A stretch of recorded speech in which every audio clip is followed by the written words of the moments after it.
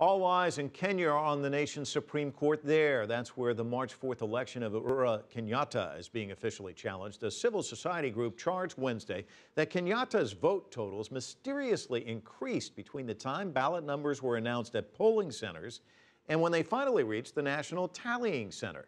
Kenyatta barely cleared the 50% mark to avoid a runoff. The High Court is expected to rule on this case on Saturday.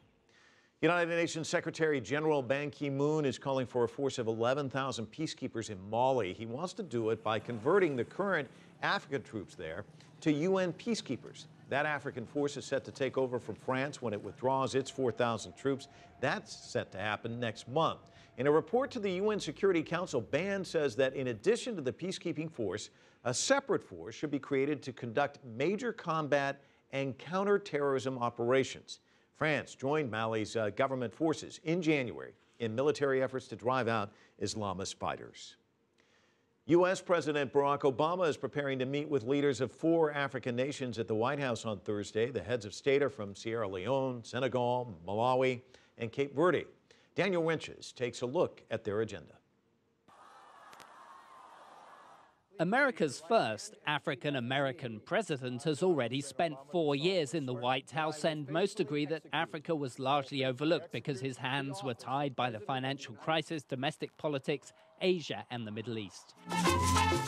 As America's economic recovery begins, there's more optimism about the prospects of the man with Kenyan roots planting seeds in Africa during his second term in office. On the second term of the president, that's when he has more leverage to do the things that are important to him. And I think that he has Africa at heart.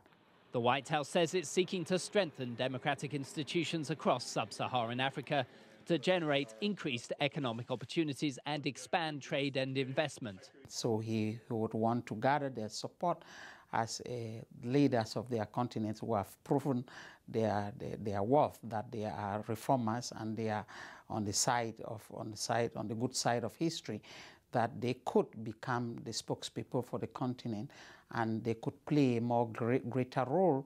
The giant retailer Walmart has recently purchased the South African firm Massmart in a sign that U.S. corporations are heeding the government's call to engage. U.S. policymakers have recently observed how China has increased its presence, but experts think there's a broader picture in a continent which the IMF calculates has 7 of the fastest growing economies. But it's not just China. I mean, Brazil and India, the EU, Turkey, Israel, Russia. Africa's open for business, and I think this administration recognizes that and wants to see American companies be part of that. The administration is also seeking to work with African governments through training and other assistance to effectively tackle extremism. Recent events in Mali weigh heavily on this administration. They don't want to see another Somalia occur. I don't think they want to see what we saw in Libya happen in other African countries. That's why the US is now attempting to take a more holistic approach to African policy. The administration regards good governance as essential to improve security and the investment climate in order to lift living standards across sub-Saharan Africa as a whole. Daniel Ryntjes, CCTV, Washington. So while those African leaders are coming here to Washington, as we mentioned earlier, BRICS leaders are in South Africa, and of course President Assad making his appeal to those leaders. Let's get a little bit more perspective on this. Jose Luis Diaz from Amnesty International joins us from New York. The Russians say that encouraging the rebels will only prolong the fighting in Syria, and that it ignores the suffering of the Syrian people. How do you respond to that and their objection that the opposition taking the Syrian seat at the Arab League summit is a bad move? Well, I guess time will tell what effect this will have on the conflict and on the duration of the conflict.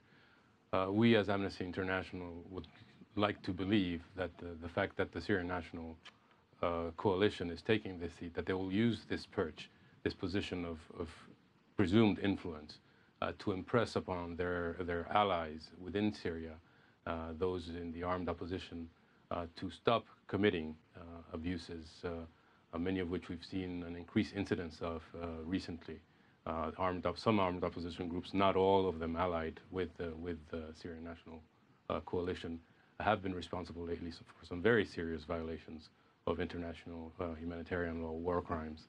And we'd like to see the Syrian National Coalition use that position, newly acquired position, to impress upon all groups, allied with them or not, in the opposition in Syria to stop these kinds of acts. Jose, let me get your thoughts on the Syrian president taking his case to the BRICS countries. Is that going to get him more support, do you think? Well, within the BRICS, President Assad has two of his biggest supporters, Russia and China. So inasmuch as they have been very supportive until now, I suppose he believed he could get some more backing. And in fact, in the communique that they've issued, they've referred to the Geneva communique, which is something that Russia, for example, says should be the basis for a political solution in Syria. They've referred to this communique as still being the basis and something that they'd like to see implemented. We have also called, as Amnesty International and other groups have called, on the BRICS countries to also use their influence on the Syrian government to lead it to stop its forces from continuing to commit serious violations of human rights, international humanitarian law. And for example, recently there's been an increase in indiscriminate attacks against civilians and an increase in the number of casualties, deaths. And Jose, I hate to interrupt, but we've got about 30 seconds. What is, in your mind, the next step that needs to be taken to really bring this to a close? Well, I think there's a consensus, I think, a growing consensus that a political solution is needed to this crisis, and whether the basis of that is the Geneva communique or other efforts, there should be a political solution. We also believe that an integral part of a solution should be impressing upon the parties that there will be no impunity for the serious abuses that are being committed, both by the government and also by some armed opposition groups, that there will be accountability and that people will be brought to justice for these crimes. Jose Diaz from New York with Amnesty International, thank you for your perspective.